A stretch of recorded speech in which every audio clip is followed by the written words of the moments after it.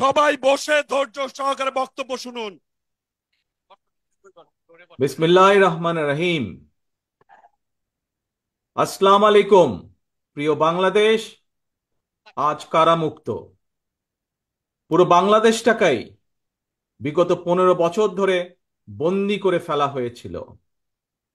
আয়নাঘর মুক্ত আজ আমাদের প্রিয় বাংলাদেশ।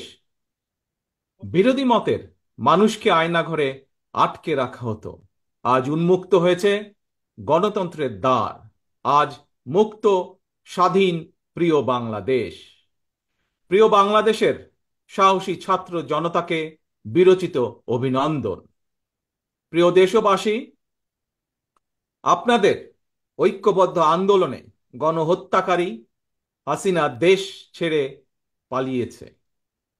প্রমাণ হয়েছে আবারও মুক্তিযুদ্ধের বাংলাদেশ কখনো পরাজয় মানে না, মানতে পারে না এবং মানবে না। বাংলাদেশের পক্ষের শক্তি ঐক্যবদ্ধ থাকলে কোনো অপশক্তি বাংলাদেশকে দমিয়ে রাখতে পারবে না ইনশাল্লাহ। 1971 এর মুক্তিযুদ্ধ আর 2024-এর মুক্তিযুদ্ধ, উভয় মুক্তিযুদ্ধেই জনগণের বার্তা একটি। কি সেটি? সেই বার্তা হলো, শর্ত দিয়ে স্বাধীনতা হয় না।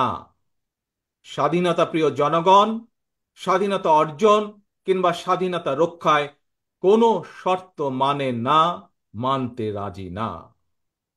গণহত্যাকারী স্বৈরাচারী হাসিনা পালিয়ে যাবার পরে বাংলাদেশ থেকে, প্রিয় বাংলাদেশ থেকে আমি যত মানুষের সাথে কথা বলেছি, প্রতিটি মানুষ অনুভূতি প্রকাশের প্রথম উচ্চারণ ছিল, বাংলাদেশ স্বাধীন হয়েছে।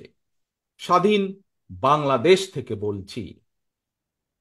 দেশ এবং জনগণকে স্বাধীন করতে গিয়ে চোখে মুখে বুকে গুলি আলিঙ্গন করা আবু সাইদ কিংবা মুগ্ধের মতন হাজারো ছাত্র ছাত্রী, তরুণ তরুণীকে প্রাণ বিসর্জন দিতে হয়েছে। আহত হয়েছেন অসংখ্য, অগণিত মানুষ। এর ভিতরে ছাত্র ছাত্রী রয়েছেন, এর ভিতরে রয়েছেন সাধারণ মানুষ, গৃহিণী, এর ভিতরে রয়েছেন রাজনৈতিক নেতা কর্মী বৃন্দ। গণতন্ত্রের বিজয়ের ইতিহাসের এই মানুষগুলোর স্মরণীয় হয়ে থাকবেন। ছাত্র জনতার এই বিপ্লবে দেশের সকল শ্রেণী পেশার মানুষ সেদিন রাজপথে নেমে এসেছিলেন। গণতন্ত্রের পক্ষের রাজনৈতিক দলের নেতাকর্মীদের পাশাপাশি একজন মা যেমন তার সন্তানকে কোলে নিয়ে সেদিন রাজপথে সামিল হয়েছিলেন, একইভাবে শিক্ষক, সাংবাদিক, বুদ্ধিজীবী, সাংস্কৃতিক কর্মী, শ্রমিক সহ সকল শ্রেণী পেশার মানুষ সেদিন রাজপথে নেমে এসেছিলেন। 52, 71 কিংবা 90-এর মতন দেশের ছাত্র সমাজ বিজয়ের নতুন আরেকটি অমর ইতিহাস রচনা করেছেন। ছাত্র জনতার ঐক্যবদ্ধ বিপ্লবের মধ্যে দিয়ে 2024 সালের 5ই আগস্ট বাংলাদেশ দেখেছে আরেকটি বিজয়। আমি বিএনপি সহ গণতান্ত্রিক আমি প্রতিটি রাজনৈতিক দলের পক্ষ থেকে দলমত নির্বিশেষে অভিনন্দন জানাই বাংলাদেশের বীর জনতাকে। প্রিয় দেশবাসী, হাজারো শহীদের রক্তের বিনিময়ে অর্জিত স্বাধীনতার গৌরবকে কালেমা মুক্ত করার ষড়যন্ত্র এরই ভিতরে আবার শুরু হয়ে গিয়েছে। দেশকে গণতন্ত্রের উত্তরণের চলমান প্রক্রিয়াকে বাধাগ্রস্ত করতে সারা দেশে অস্থিতিশীল পরিবেশ সৃষ্টির ষড়যন্ত্র স্পষ্ট হয়ে উঠছে। প্রশাসনের প্রতি আহ্বান, শক্ত হাতে আইন শৃঙ্খলা নিয়ন্ত্রণ করুন, প্রতিটি মানুষের নিরাপত্তা নিশ্চিত করুন। ধর্ম, বর্ণ পরিচয়ের কারণে কেউ যেন নিরাপত্তাহীনতায় না থাকে, সবার আগে সেটি নিশ্চিত করতে হবে। দেশের বর্তমান পরিস্থিতিতে বিএনপি সহ বাংলাদেশের গণতন্ত্রের পক্ষের দলগুলোর দৃষ্টি আকর্ষণ করে বলতে চাই, ষড়যন্ত্রকারীদের এই নৈরাজ্যের কাছে আমরা হার মানতে পারি না। আমি বিশেষ করে এই মুহূর্তে দেশের সবচেয়ে বড় এবং জনপ্রিয় রাজনৈতিক দল হিসাবে সারা দেশে বিএনপির সর্বস্তরের নেতাকর্মীর প্রতি আহ্বান রেখে বলতে চাই, আপনারা যিনি যেখানে বসবাস করেন সেখানে আপনার বন্ধু কিংবা পাড়া প্রতিবেশী, তিনি মুসলমান, বৌদ্ধ, হিন্দু, খ্রিস্টান, ধর্মীয় পরিচয় যাই হোক না কেন, বিশ্বাস যাই হোক না কেন, তার নিরাপত্তায় আপনি ঢাল হিসাবে দাঁড়িয়ে দৃষ্টান্ত স্থাপন করুন। আমাদেরকে মনে রাখতে হবে, বাংলাদেশে ভূখণ্ডে বসবাসকারী প্রত্যেকটি মানুষের একটি পরিচয়, সেটি হচ্ছে আমরা বাংলাদেশী। প্রিয় ভাই বোনেরা, আরেকটি বিষয়ের প্রতি আপনাদের দৃষ্টি আকর্ষণ করে কথা বলতে চাই। একটি সভ্য এবং গণতান্ত্রিক রাষ্ট্রে পুলিশ অপরিহার্য। পুলিশ জনগণের শত্রু নয়। গণহত্যাকারী হাসিনা বিনা ভোটে ক্ষমতায় থাকার জন্য আইন শৃঙ্খলা বাহিনীকে জনগণের শত্রু হিসাবে দাঁড় করিয়েছে। তবে আমি বিশ্বাস করি, বিএনপি বিশ্বাস করে, বাংলাদেশের গণতান্ত্রিক রাজনৈতিক দলগুলো প্রত্যেকে বিশ্বাস করে, পুলিশের ভেতরে একটি চক্র ছাড়া অধিকাংশ পুলিশ কর্মকর্তা এবং সদস্য চাকরিবিধি মেনেই, দেশের আইন কানুন মেনেই দায়িত্ব পালনের চেষ্টা করছেন। হাসিনার পালনের পরে বর্তমানে খুব সুকৌশলে একটি চক্র পুলিশের মনোবল ভেঙে দেওয়ার ষড়যন্ত্রে লিপ্ত হয়েছে। পুলিশকে অকার্যকর করে দেওয়া গেলে দেশকে অস্থিতিশীল করা সহজ। ধর্মীয় সংখ্যালঘু জনগোষ্ঠীর মনে নিরাপত্তাহীনতা সৃষ্টি করা সহজ। অস্থিতিশীলকারীদের আমি হুঁশিয়ার করে দিয়ে বলতে চাই, পুলিশ কিংবা ধর্মীয় সংখ্যালঘু জনগোষ্ঠী আজ থেকে, এই মুহূর্ত থেকে হামলা কিংবা নৈরাজ্য বন্ধ করুন। এমনকি কেউ বিএনপির নাম ব্যবহার করে কোনো অপকর্ম করতে চাইলে তাকে ধরে আইনে হাতে তুলে দিন। কোনো পুলিশের বিরুদ্ধে কোনো সুনির্দিষ্ট অভিযোগ থাকলে সংশ্লিষ্ট কর্তৃপক্ষের কাছে যথা নিয়মে অভিযোগ দায়ের করুন। দেশবাসীর প্রতি আমার বিনীত আহ্বান, কেউ দয়া করে নিজের হাতে আইন তুলে নেবেন না। প্রতিহিংসা, প্রতিশোধে লিপ্ত হবেন না দয়া করে। বিচারের ভার নিজ হাতে দয়া করে তুলে নেবেন না। কেবল দৃষ্টান্ত অনুসরণ নয়, নিজেই দায়িত্বশীলতা এবং মানবাধিকার দৃষ্টান্ত স্থাপন করুন। প্রিয় ভাই বোনেরা, অতীত সমালোচনা কিংবা নৈরাজ্যের বদলে নৈরাজ্য কোনো সমাধান হতে পারে না, বরং বিশ্বের সঙ্গে তাল মিলিয়ে আমাদেরকে এগিয়ে যেতে হবে।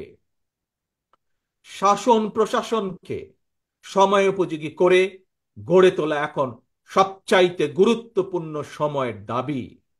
জ্ঞানভিত্তিক রাষ্ট্র সমাজ নির্মাণের লক্ষ্যে নিয়োগ কিংবা প্রমোশনে মেধার সর্বোচ্চ অগ্রাধিকার থাকতে হবে। দেশকে আমদানি নির্ভর কিংবা বৈদেশিক নির্ভরতা থেকে বের করে আনতে হবে আমাদেরকে। দেশীয় উৎপাদন এবং উৎপাদনের প্রযুক্তিত নির্ভরতা বাড়াতে হবে। দেশে কর্মসংস্থান তৈরি করে বেকার সমস্যার সমাধান দ্রুতই চেষ্টা করতে হবে সমাধান করার জন্য। গার্মেন্টস, শ্রম, ঔষধ, আউটসোর্সিং সহ সম্ভাবনায় খাতগুলোকে নিয়ে রফতানির বাজারের আওতা আমাদেরকে যে কোনো মূল্যে বাড়াতে হবে। প্রযুক্তি নির্ভর এবং কর্মমুখী শিক্ষা ব্যবস্থা চালু করে দেশে বিদেশে শ্রমবাজারের প্রতিযোগিতায় টিকে থাকার মতো দক্ষ এবং মেধাবী প্রজন্ম গড়ে তুলতে হবে। স্বাস্থ্য চিকিৎসা ব্যবস্থাকে আধুনিক এবং বাস্তবসম্মত করার লক্ষ্যে প্রাথমিক স্বাস্থ্য সুরক্ষা নীতির উপরে অবশ্যই অবশ্যই গুরুত্ব দিতে হবে। সবার জন্য সুবিচার নিশ্চিত করতে আইনের শাসন নিশ্চিত করা অবশ্যই অবশ্যই প্রয়োজন এবং নিশ্চিত করা হবে। প্রিয় ভাই বোনেরা, দেশে কিংবা প্রবাসে এমন অনেক বাংলাদেশী রয়েছেন যারা জ্ঞানে বিজ্ঞানে অভিজ্ঞতায় সমৃদ্ধ। প্রচলিত রাজনৈতিক ব্যবস্থায় বিজ্ঞদের এরকম অনেকেই সংশ্লিষ্ট হতে চান না। সুতরাং এইসব গুণী মানুষদেরকে রাষ্ট্র পরিচালনায় ও নীতি প্রণয়নে অন্তর্ভুক্ত করতে জাতীয় সংসদে উচ্চ কক্ষ চালু করার প্রস্তাব বাংলাদেশ জাতীয়তাবাদী দল রেখেছে। এরই ভিতরে রাজনৈতিক এবং রাষ্ট্র পরিচালনায় গুণগত পরিবর্তন আনতে না পারলে আমাদের আজকের এই বিপ্লব কাঙ্ক্ষিত ফল মিলবে না। প্রিয় ভাই বোনেরা, 12.5 কোটি ভোটারের অধিকার কেড়ে নিয়েছিল স্বৈরাচার। গত 15-16 বছর ধরে জনগণের উপরে স্বৈরা শাসন চাপিয়ে দিয়েছিল। স্বৈরাচার গণহত্যাকারী হাসিনার পতনের মধ্যে দিয়ে হাজারো শহীদের রক্ত রঞ্জিত বিপ্লবের প্রথম ধাপ সফল হয়েছে মাত্র। ছাত্র জনতার এই রক্ত ঝরা বিপ্লবের চূড়ান্ত লক্ষ্য একটি বৈষম্যহীন গণতান্ত্রিক বাংলাদেশ। তাই বিপ্লবের লক্ষ্য বাস্তবায়নে দ্রুততম সময়ের মধ্যে জাতীয় নির্বাচন অনুষ্ঠান করতে হবে। দ্রুততম সময়ের মধ্যে জনগণের ভোটে নির্বাচিত প্রতিনিধিদের কাছে ক্ষমতা হস্তান্তর করতে হবে। স্বৈরাচার হাসিনা পতনের রক্ত রঞ্জিত বিপ্লবকে সার্থক এবং সফল করে আসুন নাগরিক হিসাবে আমরা আরো দায়িত্বশীল আচরণ করি। বিভেদ, বিরোধ, হিংসা, প্রতিহিংসা নয়। আসুন সবাই মিলে রাষ্ট্র এবং সমাজে মুক্তিযুদ্ধের মূল মন্ত্র সাম্য, মানবিক মর্যাদা, সামাজিক সুবিচার প্রতিষ্ঠা করার শপথ গ্রহণ করি। নতুন প্রজন্মের জন্য একটি দুর্নীতিমুক্ত এবং জবাবদিহিমূলক একটি নিরাপদ গণতান্ত্রিক বাংলাদেশ আমরা গড়ে তোলার সর্বোচ্চ চেষ্টা করি।